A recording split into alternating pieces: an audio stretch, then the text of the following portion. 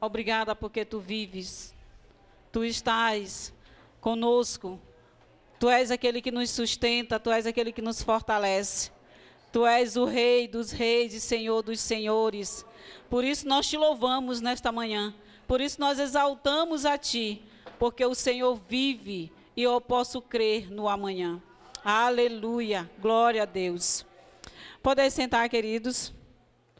Bom dia, a graça e a paz. Amém. Eu queria te fazer uma pergunta, antes de, já começando, iniciando, fazendo uma pergunta para você. Como você veio para este lugar? Assim, assim ou assim? Pastora, claro que a gente veio assim.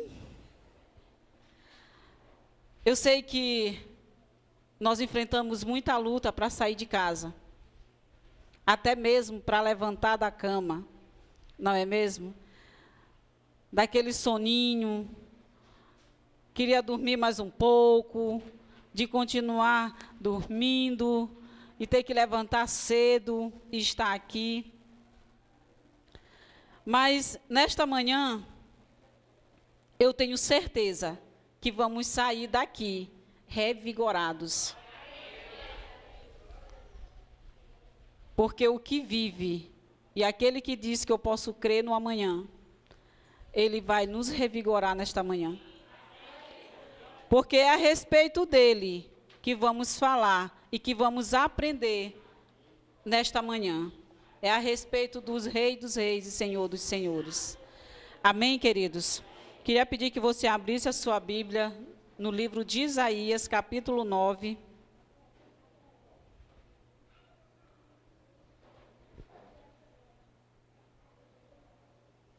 Isaías, capítulo 9.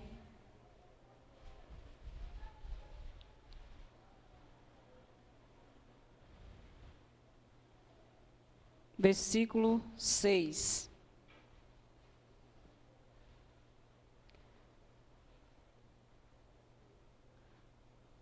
Você que encontrou, você pode dizer assim: Ele vive. Ele vive. Amém.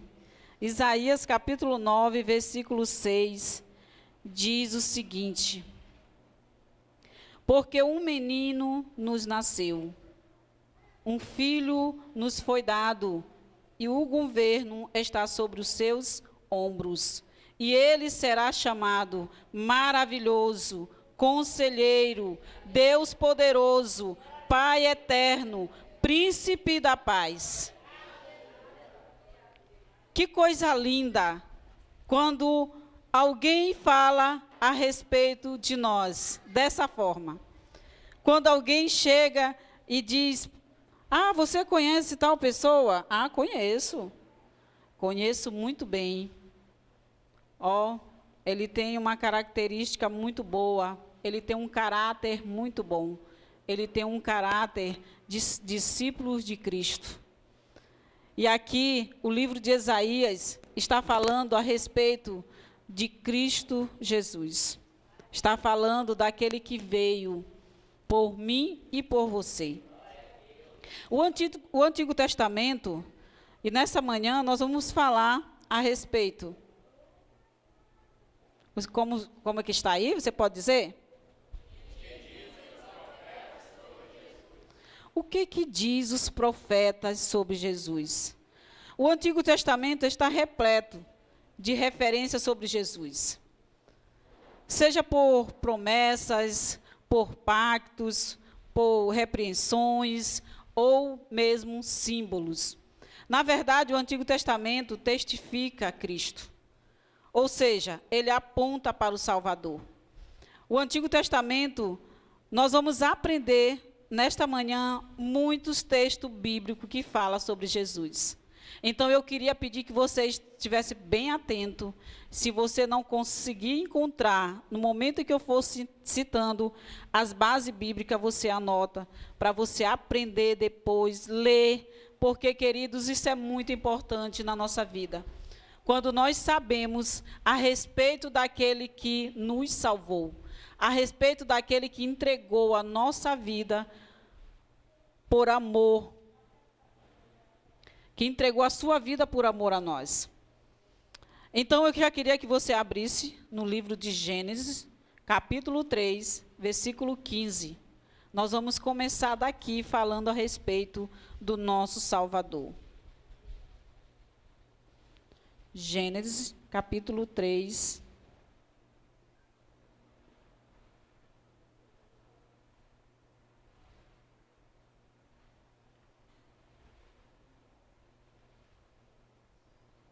Gênesis, capítulo 3, versículo 15.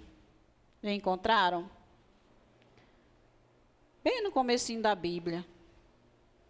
Gênesis, capítulo 3, versículo 15, diz o seguinte: porém, inimizade entre você e a mulher, entre a sua descendência e a descendência dela.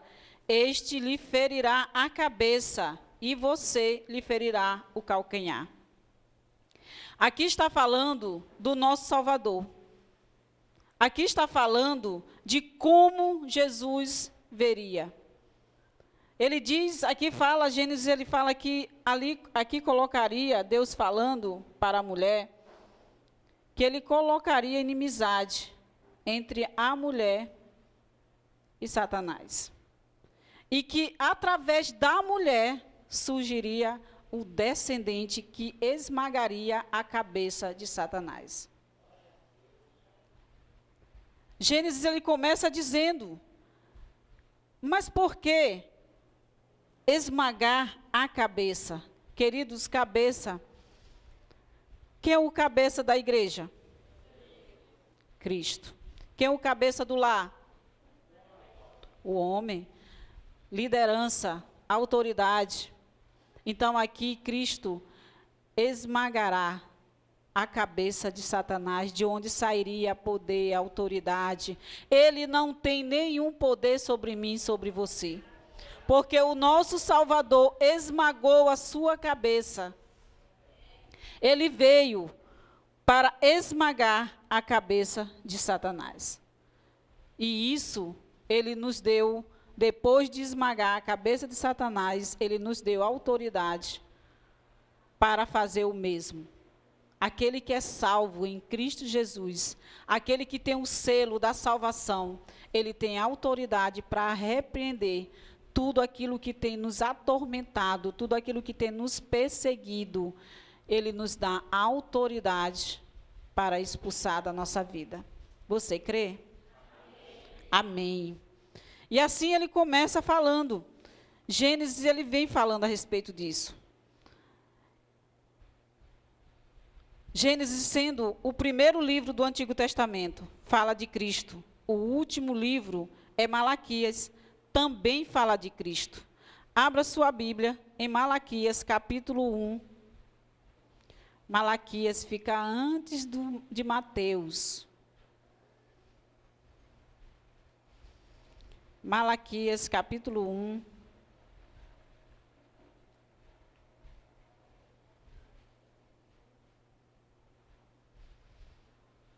Versículo 11.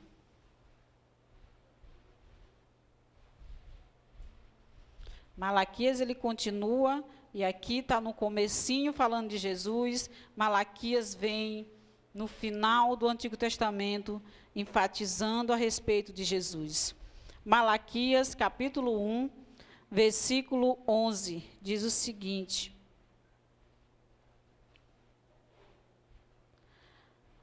pois do Oriente ao Ocidente, grande é o meu nome entre as nações. Em toda parte incenso é queimado e ofertas puras são trazidas ao meu nome, porque grande é o meu nome entre as nações, diz o Senhor dos Exércitos. Malaquias, capítulo 3, versículo de 1 a 2.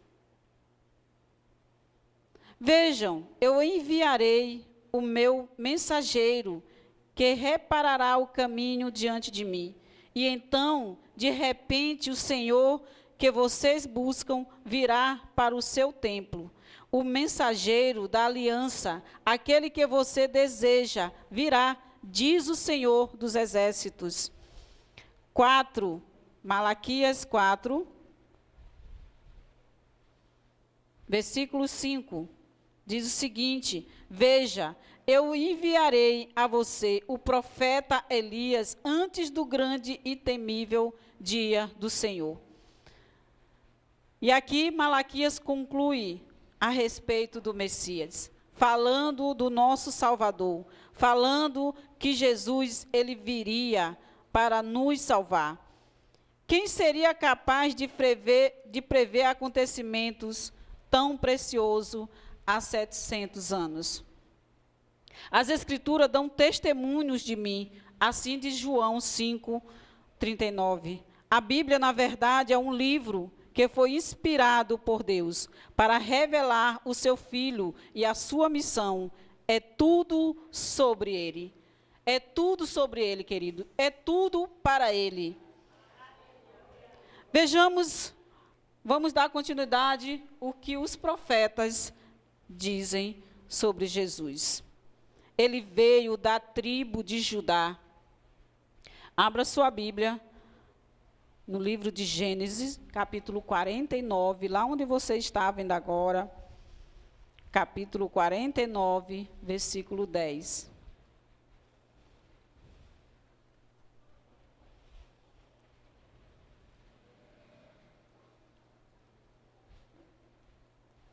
Gênesis, capítulo 49, versículo 10. Você encontrou? Agora olhe para cá, para você ler, que é importante você encontrar. O cetro não se apartará de Judá, nem o bastão de comando de seus descendentes, até que venha aquele a quem ele pertence, e a ele as nações obedecerão. Aqui está em Gênesis, capítulo 49. Em Apocalipse, encerra também com a mesma palavra. Apocalipse, capítulo 22, bem no finalzinho da Bíblia. Apocalipse, capítulo 2, versículo 25. Apocalipse, capítulo 2, versículo 25. Sabe, no discipulado a gente aprende muito como mexer na Bíblia. O discipulador, ele nos ajuda a manusear a Bíblia, a procurar os textos, por onde fica, em que direção está, se está no meio, se está no final. E isso é muito bom. Apocalipse, capítulo 2, versículo 25, diz o seguinte. Você pode também ler aqui. Mas o que tendes retendo até que eu venha, e ao que vencer e guardar até o fim as minhas obras, eu lhe darei o poder sobre as nações, e com a vara de ferro as regenerar, e serão quebradas como vasos de oleiro, como também recebi do meu Pai.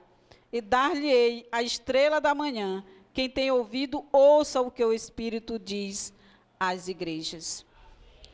Aqui está confirmando que o Senhor, ele nos dá esse poder. Mas é para aqueles que vão até o fim. Para aqueles que estão passando por muitos momentos difíceis, mas continua fiel na presença de Deus. Os momentos das dores, os momentos dos sofrimentos, os momentos das decepções, os momentos de angústia, de traições, não podemos jamais nos afastar da presença de Deus. Jamais. Porque essa palavra, ele diz que é para aqueles que chegam até o fim. É para aqueles que chegam até o fim e receberá a coroa da vida. Sabe, queridos, nós somos como vaso na mão do Senhor. Sua palavra diz que nós somos como vaso na mão do oleiro. e o oleiro é o Senhor Jesus Cristo. Nós passamos por lutas, por traições, por sofrimento. Não passamos nem a metade do que ele passou, nem a metade. Então vamos aguentar firmes, vamos clamar ao Senhor, Ele nos dá força. E o remédio é o quê? A oração.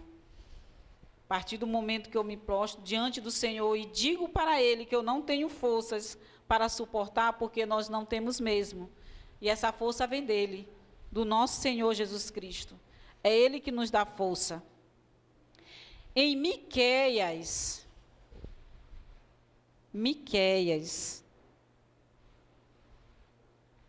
vamos tentar encontrar Miqueias. Fica ali perto também de Malaquias.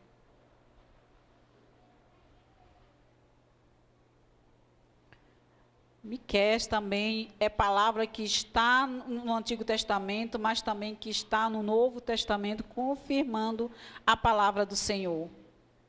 Miqueias, capítulo 5, versículo 2, diz o seguinte. Miqueias, capítulo 5, versículo 2, diz o seguinte: Mas tu, Belém Eufrata, tão pequeno entre os cães de Judá, é de ti que sairá para mim aquele que é chamado a governar Israel. Suas origens remontam aos tempos antigos, aos dias do longo passado. Em Mateus, se você não puder abrir, mas você vai anotando, em Mateus, capítulo 2, versículo 1, diz também: Tendo, pois, Jesus nascido em Belém, de Judá, no tempo do rei Herodes, eis que magos vieram do Oriente a Jerusalém. Então, vieram para adorar ao Senhor. A confirmação do livro de Miqueias, capítulo 5. Também o que os profetas falam a respeito de Jesus. Que ele nasceu de uma virgem. Isaías, capítulo 7, nós estávamos indo agora em Isaías. Isaías, capítulo 7, versículo 14. Isaías, capítulo 7, versículo 14, você pode ler aqui. Por isso, o próprio Senhor vos dará um sinal, uma virgem conceberá e dará à luz um filho, e o chamará Deus conosco. Lembra lá em Gênesis que ele viria de uma mulher e que ele esmagaria a cabeça de Satanás. E aqui ele veio de uma virgem. Era uma mulher íntegra, uma mulher que vivia na presença do Senhor. Vivia em fidelidade. E hoje, querido, essa palavra é para nós. E hoje essa palavra é para nós. E aí Mateus vem e fala também confirmando: Eis como nasceu Jesus Cristo. Maria, sua mãe, estava desposada com José. Antes de coabitarem, aconteceu que ela concebeu por virtude do Espírito Santo. Ela vivia uma vida de santidade ao Senhor. E hoje precisamos também viver a mesma coisa como Maria vivia naquele tempo. Eles estavam esperando o Salvador. Ele viria. E alguém seria usado para receber o Salvador. E nós, como igreja, estamos nos preparando para receber a volta do Salvador. Aquele que virá e vai levar, vem buscar a sua igreja. E nós, como igreja, temos que estar preparados. Temos que estar em santidade ao Senhor. Ele entrou triunfante em Jerusalém, montado no jumento. Diz Zacarias, capítulo 9, versículo 9. Exulta de alegria, filha de Sião. Solta gritos de júbilos, filha de Jerusalém. Eis que vem a ti o teu rei, justo e vitorioso. Ele é simples e vem montado no jumento, no potro de uma jumenta. E aí vem João falando a mesma palavra. Essa palavra está em Zacarias, no Antigo Testamento. E vem João, capítulo 12, versículo 13, que diz o seguinte: saíram-lhe ao encontro com ramos de palmas, exclamando: Hosana, bendito que vem em nome do Senhor, o Rei de Israel. Tendo Jesus encontrado um jumento, montou nele, segundo o que está escrito: não temas, filha de Sião, eis que vem o teu rei, montado no filho de jumento. Foi traído por um dos seus discípulos. E aqui, queridos, nós estamos aprendendo a respeito do nosso Senhor Jesus Cristo. Isaías, no Salmo 40, versículo 10, diz o seguinte: até o próprio amigo em que eu confiava, que partilhava do meu pão, levantou contra mim o calcanhar. Marcos, confirma essa palavra, Marcos capítulo 14, versículo 10, Judas Iscariotes, um dos 12, foi avistar-se com o sumo sacerdote para lhe entregar Jesus. Você já foi traído alguma vez? Com certeza. O Senhor Jesus também foi traído. Mas ele permaneceu fiel ao seu Pai. Ele aguentou firme, porque ele tinha uma missão para cumprir aqui na terra. Ele passou por tudo que nós passamos hoje. Tudo. Tudo que nós passamos hoje, o Senhor Jesus passou. Mas ele permaneceu fiel. Buscou o Rei dos Reis. E ele sempre se prostrava diante do seu Pai, o Deus Todo-Poderoso. Ele foi vendido com 30 moedas de prata. Que está em Zacarias. Zacarias, ele vem falando, Zacarias capítulo 11, versículo 12. Eu disse-lhe, dai-me o nome, o meu salário, e se o julgais bem, ou então retende-o. Eles pagaram-lhe apenas 30 moedas de prata pelo meu salário. Mateus, capítulo 26, 15. Que queres dar-me, e eu entregarei. Ajustaram com ele 30 moedas de prata. Então, Judas traiu Jesus, trocando por moedas, vendendo Jesus em troca de dinheiro. Em troca de dinheiro, existe muita perdição. O que eu vou fazer com o meu dinheiro? Ele serve para quê? O que eu uso tem glorificado o nome do Senhor? O que eu tenho feito tem exaltado o nome do Senhor? O que eu tenho feito com aquele que tenho recebido todos os meses, que o Senhor tem me abençoado, tem exaltado o nome do Senhor? E o que os profetas continuam falando a respeito de Jesus? Foi julgado e manteve em silêncio. Mas a gente não consegue ficar calado quando somos ofendidos, não é verdade? Nós não conseguimos ficar calado, queremos justificar alguma coisa. Não, mas eu fiz isso porque tal pessoa fez com que eu fizesse. E sempre queremos justificar. Claro que existe também um momento da justificação. Como o Eclesiastes diz, existe tempo para tudo, tempo de falar e tempo de calar. Para tudo existe um tempo. Foi julgado e manteve em silêncio. Isaías 53:7 fala o seguinte: foi maltratado, resignou-se, não abriu a boca, como um cordeiro que se conduz ao matadouro, e uma ovelha muda nas mãos do tosqueador. Ele não abriu a boca. Mateus 26, versículo 62, diz o seguinte: levantou-se o sumo sacerdote e lhe perguntou: nada tens a respeito ao que essa gente depõe contra ti. Jesus, no entanto, permanecia calado.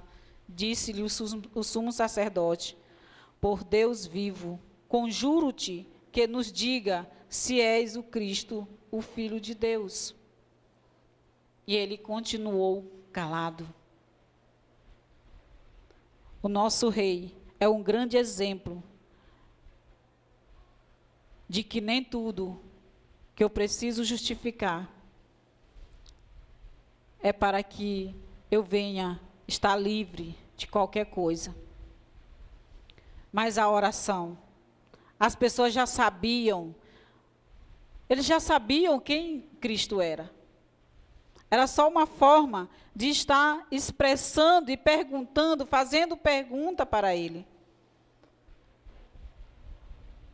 Tem uma base bíblica que eu não estou lembrado agora, que na hora que ele continua perguntando, ele diz: tu dizes. E o nosso rei, ele é aquele que é digno de nos fazer suportar as dores no momento em que clamar, no momento em que pedir por força a ele. O que os profetas continuam falando a respeito de Jesus? Que ele sofreu por mim e por você.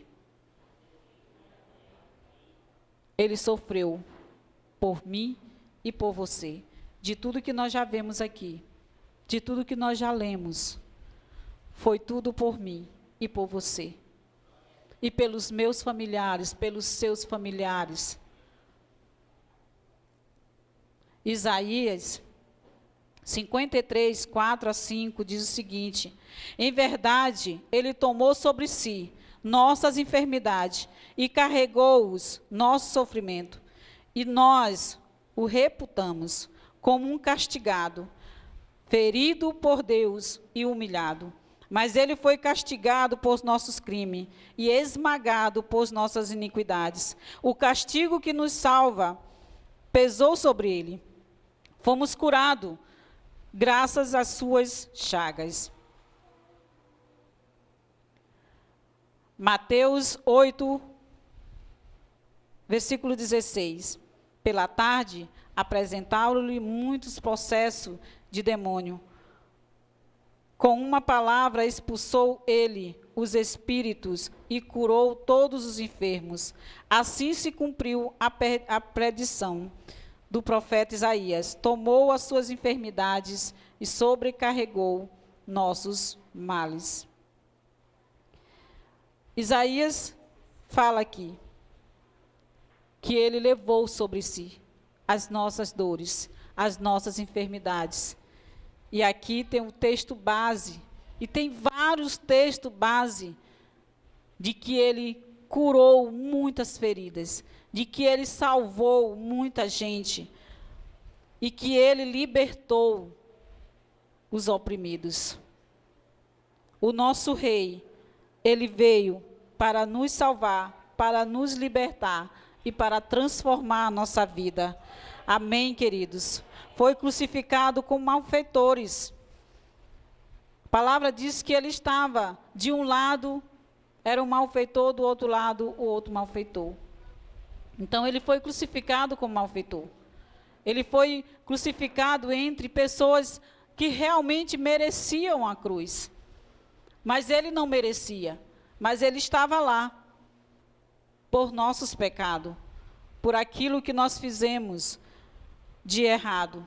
Isaías 53, versículo 12, diz o seguinte: eis porque lhe darei parte com os grandes, e ele dividirão a pressa com os poderosos, porque ele próprio deu sua vida e deixou-se colocar entre os criminosos, tomando sobre si os pecados de muitos homens, e intercedendo pelos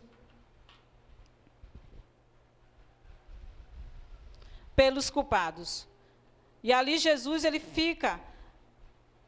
entregou a sua vida por nós, intercedendo pelas nossas vidas. E Mateus vem Esse está no Antigo Testamento. E vem no Novo Testamento, Mateus capítulo 27, versículo 38. Ao mesmo tempo foram crucificados com ele 2 ladrões, um à sua direita e o outro à sua esquerda. Foi escarnecido e desprezado. Lá no livro de Salmos, capítulo 21, versículo 6, diz o seguinte: a vós clamarão e foram salvos. Confiaram em vós e não foram confundidos. Eu, porém, sou um verme, não sou homem, opróbrio de todos e abjeção de plebe. Todos os que me veem zombam de mim, dizem, meneando a cabeça, espero no Senhor, pois que Ele o livre, que o salve e o ame. A palavra de Deus diz que ele não tinha nenhuma beleza, porque esperavam, era um rei vindo de cavalo, montado com aqueles cavalos todo adornado de ouro, e vem o Senhor Jesus Cristo através de uma mulher, e depois de homem, caminhava libertando e salvando, curando vidas. E às vezes nós estamos em busca desse poder, nós estamos em busca de ter poder, de ter muitas coisas. E tudo isso, o Senhor Jesus Cristo, ele veio como um grande exemplo sobre a nossa vida. Salmos 21 fala a respeito disso, aí vem Mateus 27, capítulo 27, versículo 39.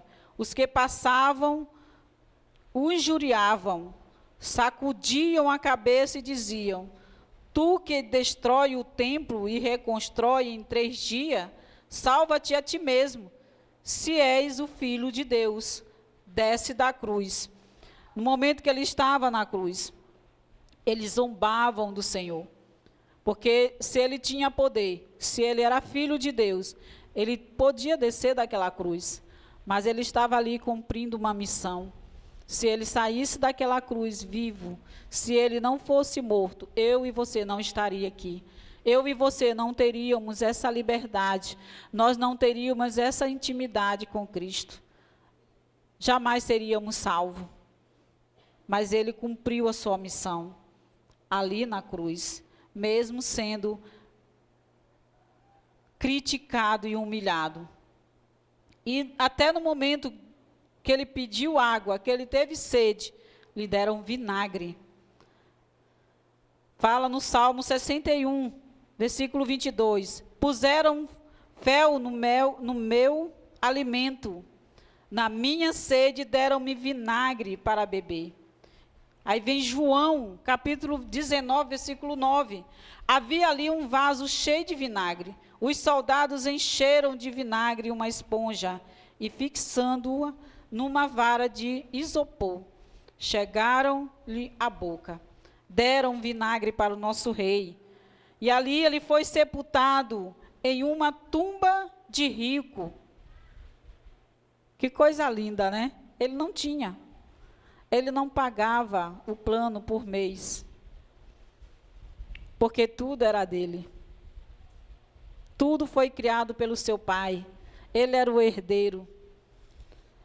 E quando ele morreu, ele foi enterrado na tumba de um rico. Fala lá em Isaías, capítulo 53, versículo 9. Foi-lhe dado um túmulo com os ímpios e com os ricos em sua morte, embora não tivesse cometido qualquer violência, nem houvesse qualquer mentira em sua boca. Aí vem Mateus, capítulo 27, versículo 57, diz o seguinte: à tardinha, um homem rico de Arimateia, chamado José, que era também discípulo de Jesus, foi procurar Pilatos e pediu-lhe o corpo de Jesus. Pilatos cedeu, José tomou o corpo, envolveu-o no lenço branco e o desportou no sepulcro novo, que tinha mandado talhar para si na rocha. Depois rolou uma grande pedra à entrada do sepulcro e foi-se embora. Que coisa linda! O seu discípulo cuidou de tudo isso. Esteve cuidando. O túmulo era do seu discípulo. Amém, queridos? E o que os profetas continuam falando sobre Jesus? Como é que está aí? Ressuscitou. Glória a Deus. Aleluia. O nosso rei, ele ressuscitou. Salmos 15, versículo 10. Porque vós não abandonareis minha alma na habitação dos mortos, nem permitireis que vosso santo conheça a corrupção. Mateus 28, de 1 a 9. Nesse momento, Jesus apresentou-se diante delas e disse-lhes: Salve! Aproximaram-se elas e, prostradas diante dele, beijaram-lhe os pés. Ascendeu ao céu. Salmo 67, versículo 19. Subindo nas alturas, levastes os cativos, recebeste homem como tributos, aqueles que recusaram habitar com o Senhor Deus. Lucas 24, versículo 50. Depois os levou para Betânia e, levantando as mãos, os abençoou. Enquanto os abençoava, separou-se dele e foi arrebatado aos céus. Coisa linda, o nosso rei, ele ressuscitou. E quem foi que encontrou, que teve aquele belo encontro primeiro? Maria, as mulheres. Então, as mulheres tiveram esse encontro, preocupada com o nosso rei. Foi passar óleo em Jesus, no corpo, e encontraram o nosso rei que ressuscitou. Os profetas, Isaías diz: porque um menino nos nasceu, um filho se nos deu, é o principado, e o principado está sobre os seus ombros, e se chamará o seu nome Maravilhoso, Conselheiro, Deus Forte, Pai da Eternidade, Príncipe da Paz. Aleluia! Maravilhoso! O menino não será um menino normal, mas filho de Deus. E como tal maravilhoso, porque somente Deus é maravilhoso. E assim se chamou quando perguntado pelo seu nome. Conselheiro, aquele que seria capaz de dar a palavra de Deus para qualquer caso. O menino libertador será um grande estrategista, orquestrando uma maravilhosa vitória para o seu povo. Deus forte, literalmente, Deus é um guerreiro, é o Deus de luta, as nossas lutas, e nos faz vencer. Nos faz vencedor por meio de Cristo. É do Senhor a batalha, e sempre foi, por isso vence todas. Pai da eternidade, Ele será não só o Senhor da eternidade, mas também o autor da vida eterna dos redimidos. O Abba que cuida e acolhe os seus filhos. Príncipe da paz. A paz sempre foi a tônica desse príncipe. Tanto que a saudação de seus filhos é a paz do Senhor. Quando Jesus entrou naquele ambiente pesado, quando Jesus ele entrou naquele ambiente pesado, então, a partir do momento que ele ressuscitou, ele diz: a paz esteja convosco, que a paz reina nessa casa, que a paz reina nesse lar. Queridos, eu e você, que somos discípulos de Cristo, podemos estabelecer essa paz na nossa casa. Você pode estabelecer essa paz na sua casa, estabelecer a paz no coração que habita na sua casa. Carregados, seus discípulos choravam a sua morte e se pôs no meio deles. A primeira coisa, a segunda que lhes mostrou ali foi a paz. Os seus discípulos choravam porque Jesus tinha morrido. E ele entra naquele momento: a paz esteja convosco. A paz esteja convosco. Eu ressuscitei. Eu estou aqui. Vim aqui para continuar a sustentá-lo e fortalecer. Como têm sido as tuas lutas? Como têm sido as tuas dores? É uma enfermidade? É a falta de esperança? É a falta de fé? Que a paz esteja convosco. Que a paz esteja convosco. Que essa paz ela venha nos renovar. Que essa paz venha nos dar força para continuar acreditando que Ele vive. E que Ele reina para sempre. E que eu e você temos autoridade para declarar a vitória. Para expulsar aquilo que tem nos perseguido, aquilo que tem nos atormentado. Amém, queridos?